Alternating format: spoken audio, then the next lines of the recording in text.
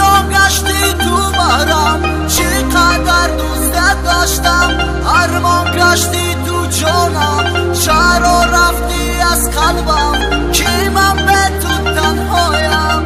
از خیال گذشته که ما بودیم یک جایه، از خیال نمیرود هیچ کس باشد نمیفهمد قلبی من نوله دارد دوست میدارم آخر تو را جانم میفهمم همین بوده تقدیرم. فکر میکنم گذشته را میخندم از دست نرفتی از قلبم نمیروی تو مردنم در نزدیک درخت هستم کمی شب درد دلم با من درخت نگاهم با دلک رو میبینم. بیماری عشقت گشتم رفتی تو از نستم در نزدیک درخت هستم خزان گشتی تو برام، چقدر دوستت داشتم، ارمان گشتی تو جانم، چرا رفتی از قلبم که من به تو تنهایم.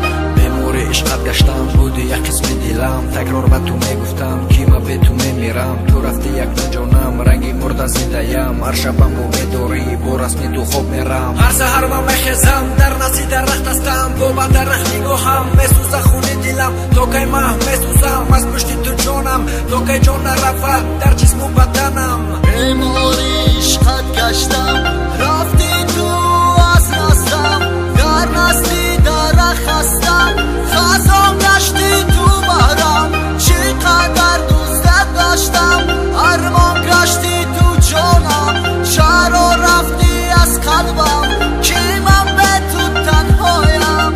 هر شبم با بداری خیال با دوست جانم، هر شب نگاه باز من تو رو دوست میدارم، چرا رفتی از قلبم که من به تو تنهایم. چقدر بودیم خوشبخت حواسمون نمیخوردم، اکنون رفتی از بختم که قلبی من گریان است، چرا رفتی از عشقم که من به تو تنهایم. تو مثل گل بودی جانم به خاکت میشدم، اکنون خزان شدی جانم به خاکت میرسم. بیماری عشقت گشتم رفتی تو از نستم در نزدیک درخت هستم خزان گشتی تو برام، چقدر دوستت داشتم، ارمان گشتی تو جانم، چرا رفتی از قلبم